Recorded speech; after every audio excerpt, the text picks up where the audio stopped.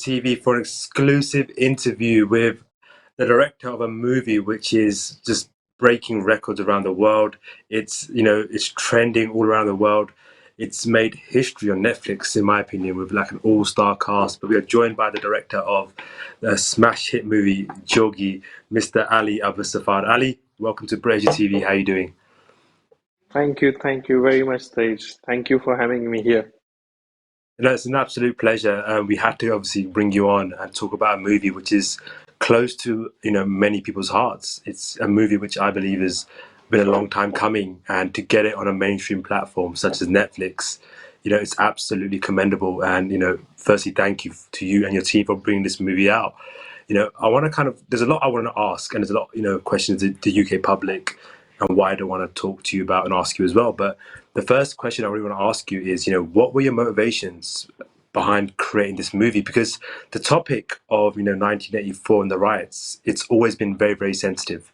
Whether it's the media changes the narrative or whether certain people block it. And in the past, the Jeets made movies on 1984, as have other artists in the Punjabi industry. But this was the first time where there's been no kind of stoppages, no blockages, and the story's been allowed to be told. What were your thoughts about this movie and how it came about? So this whole chapter of 1984 is very, very close to me. When I was just 2 years old when 84 happened, but I grew in North India, and I studied in Delhi, where majorly these anti-Sikh riots happened in 1984. So the chapter of 84 is always around about with the stories of people, with the survivors of that tragedy, when I became a filmmaker, I always thought that 84 is so relevant till now. A lot of people have still not got justice. Um, Mm. and let's try and create a story which has a human factor, and try and reach to as many people as we can. Um, so if you've seen the film, you understand that 84 is the backdrop, but what within the 84 the story tells you is that the spirit of humanity, and there is a certain value system that Sikhism stand from, and how that value system is so important in today's world. The whole idea of sacrifice, the whole idea of valor, the whole idea of courage, brotherhood. The entire world know what Sikh community does if there is a sense of crisis anywhere in the world, whether it's Syria, whether it's Burma, whether it's anywhere in the world. They are the first people to go up and put their camps and do, whatever best they can do. As they say it in Hindi, this community believe in seva. You have to Yeah. go, you have to do seva, and that's the so this movie for me was very, very important to bring that side of the community, and kind of build it into the Indian system, which has been standing for coexistence. There are so many colors, so many religions that coexist in India, which is very rare in any other country. Um, so this whole idea of a Sikh character, which is Jogi, and his friend, which is Ravinder, his friend who's Kaleem, his friend who's Lali, how in the middle of the chaos they become those tentpole figures and rise to an occasion, because they're not quintessential heroes. They're common people.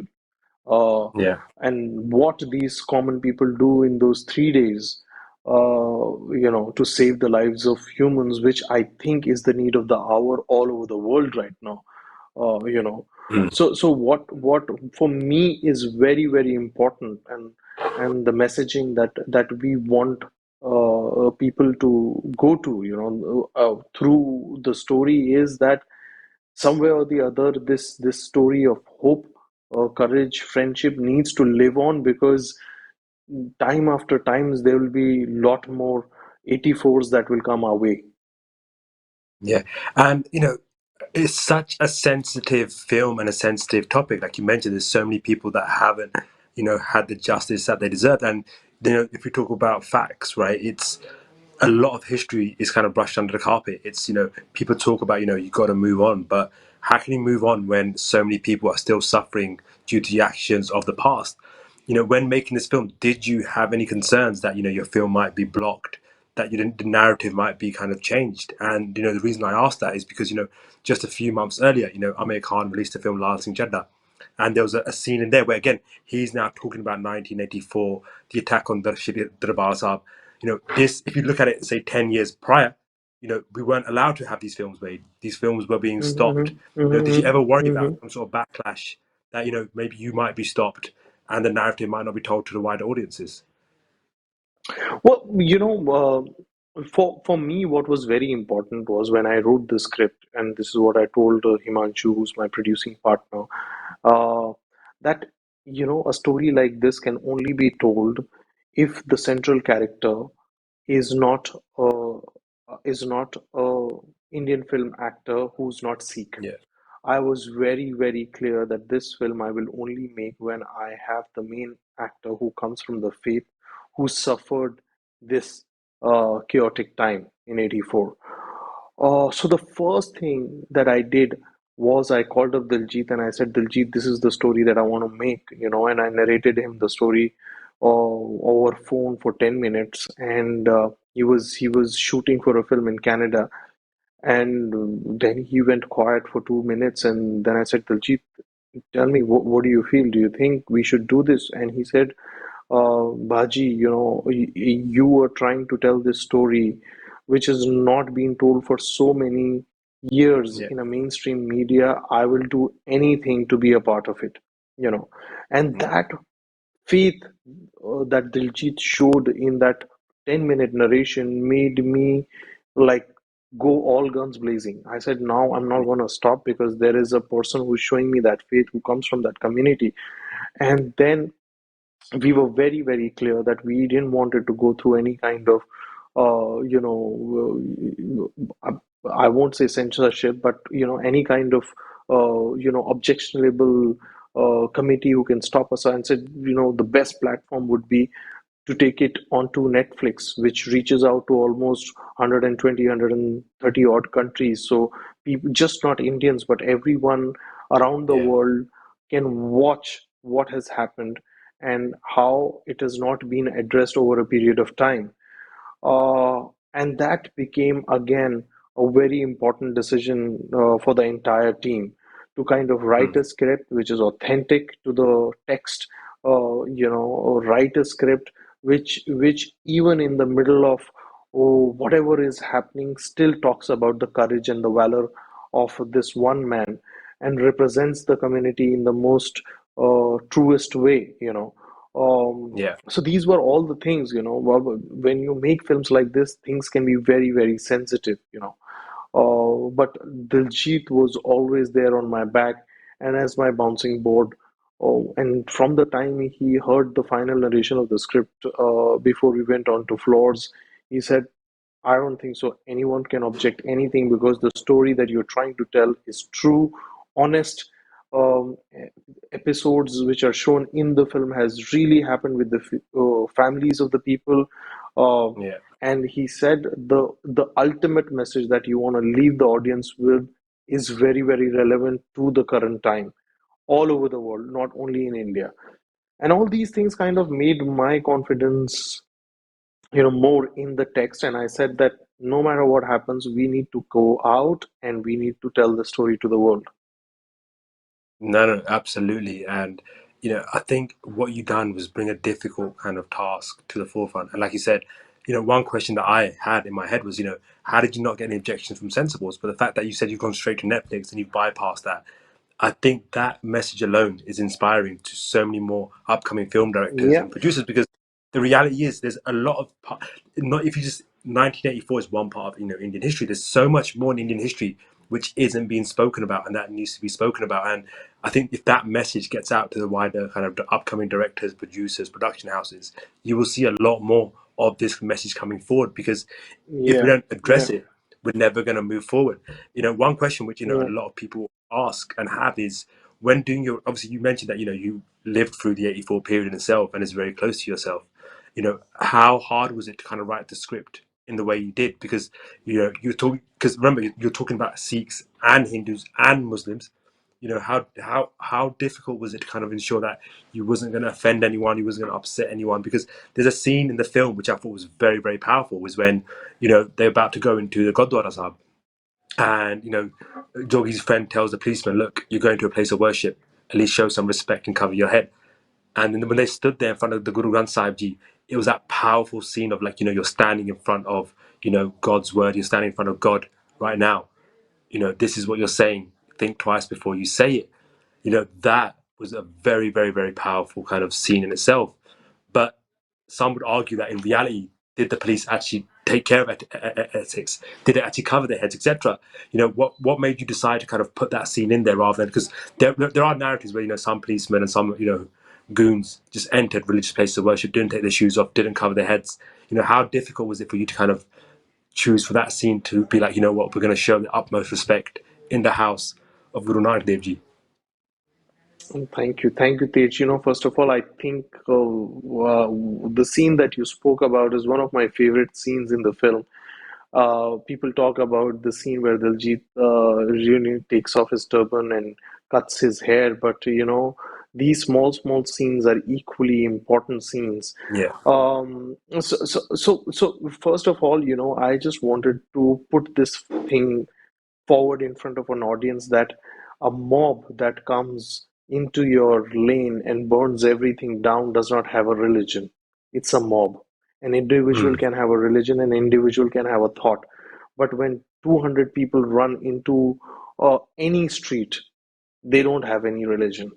They're just yeah, a mob, you know.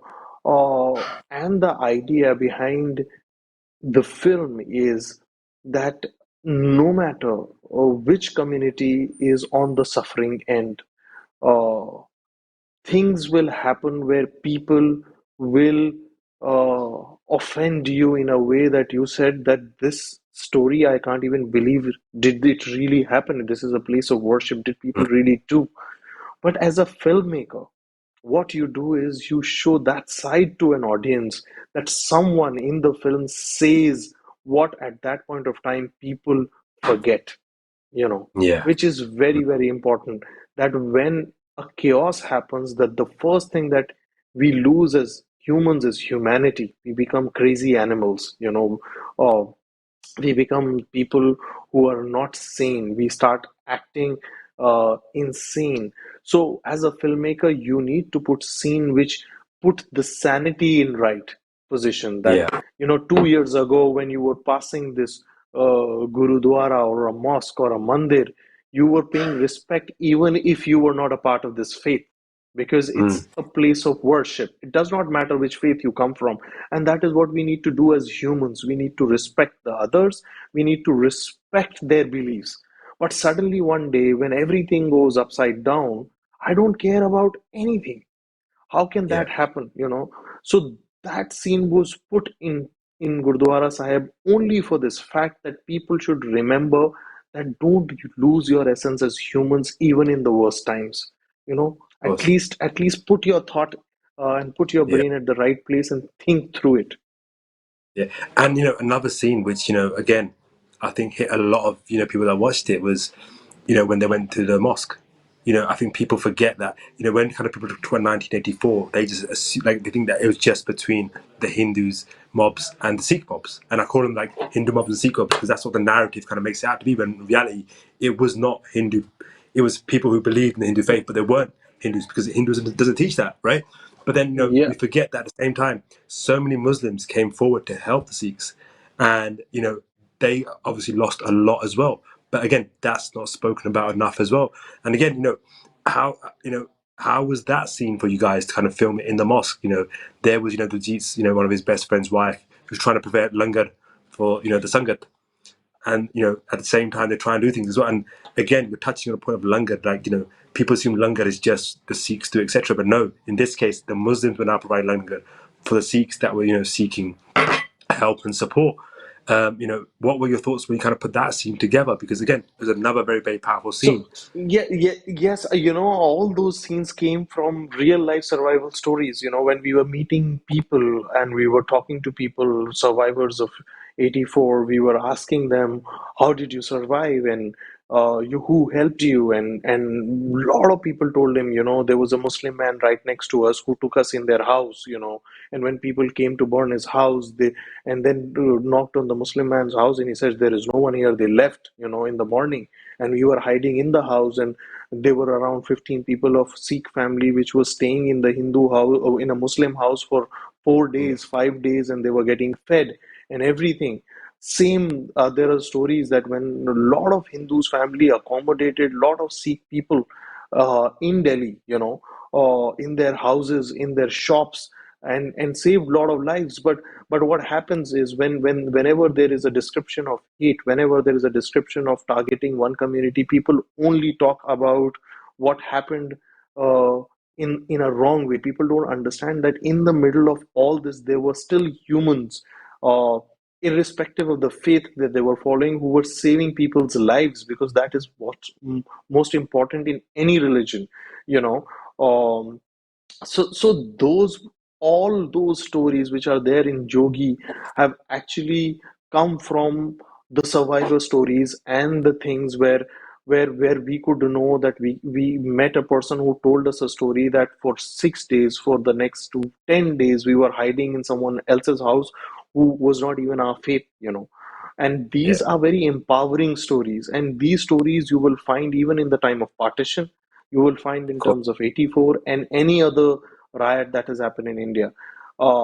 Because there are definitely more than just one story that has been usually told to the people. There are multiple stories. There is a story even in Jogi of an old friend, Lali, who in the middle of the riot is trying to take a personal vengeance and vendetta over Jogi. Mm, And there are a lot of people like this. Sometimes when a riot breaks up on the street, a person who knows that I have a personal grudge against that person and I don't even know why this riot is happening, I'm going to go and take my revenge. So there is even that perspective to the story. So as makers, we just wanted to make the film as human as possible and as sensitive as possible, and explore the human instinctive value of what an individual to do in such times, because that is what is most important. The first religion of any human is to show humanity, and if you actually, don't follow that, and if you don't follow that, it does not matter, what do you believe in. By the end of it, you don't qualify as a human. of course. And one kind of final question, like I know we've covered quite a lot. It was the role of the army. You know, the army itself, through history itself, it said, the army were kind of, at the forefront, etc. And a lot of key eyewitnesses said that. And then in the movie itself, it's also portrayed in a different way that the army also came to help. And again, there are eyewitnesses where it said some members of the army did help, some members of the armies were kind of helping with the rioters, etc. How difficult was it to kind of put that scene in there? Because the army did come in, the army did help, but some would obviously argue, say, the army were in this movie were portrayed in a positive light, when in reality the role of the army initially was a lot worse than what was being shown. It must have been a difficult scene to kind of include, but what were your thoughts behind that? To be really honest, Tej, I really hold Indian Armed Forces with a lot of dignity. Of course. We all know what happened in that time, and Yeah. how everything was very much controlled. But yet, a lot of survivors, a lot of refugee camps, a lot of people who were saved. There was a key role of the Indian Army, which went in Mm. and stopped the riot. That's a different story, that they were not allowed to get in for 3 days, Yeah. and why they were not allowed to get into the 3 days is the debate that I think will carry over till the time the world exists, Of course. Yeah. but when they went in, they definitely stopped the people. They saved the lives, they stopped the mob that was created in Arakas. Also, that was an important being for me to say that people who are in the power, who have Mm. the control on the things, can easily stop when the Yeah, chaos happens, you that's it. know. But So Ali, it was it's a been very, sorry. Continue. sorry. So I just wanted to send this messaging that Yeah, it is never too late. It is never too late, you know. It is just that we don't want to do that. But if we want to do that, never an 84 will ever happen in this world. of course. Ali, once again, it's been an absolute pleasure to talk to you and kind of get an insight to the movie, your thoughts, how the movie was put together. Because obviously everyone has questions, everyone wants to know about certain bits, and I believe that you have clarified a lot today. But first, congratulations to you and your whole team for putting this movie together. I'm sure it will pick Thank up a you. lot of awards and accolades, but I think the best award that you can pick up from this film is the message that you've sent to thousands and possibly millions across the world. So, Ali, thank you so much from Thank Brit you. Asia TV. It's been an absolute pleasure to Thank have you. you today. And Thank you, look, we look Tej. forward to speaking in the future, and good luck with all future projects. Thank you. Thank you, Tej. It was nice speaking to you. Thank you. Yeah. Thank you for having Thanks, me guys. here. Yeah, guys, you've been watching Bye Brit Asia bye. TV. We've been with the director of Jogi. If you haven't watched the movie yet, do go onto Netflix and watch it. It's an absolutely inspiring film, and it's a very, very heart-touching film. And it's something that you definitely need to watch. And it's something that if you weren't aware of India and its history, you definitely know about it. Signing off from Brit Asia TV, guys. Enjoy the rest of your day.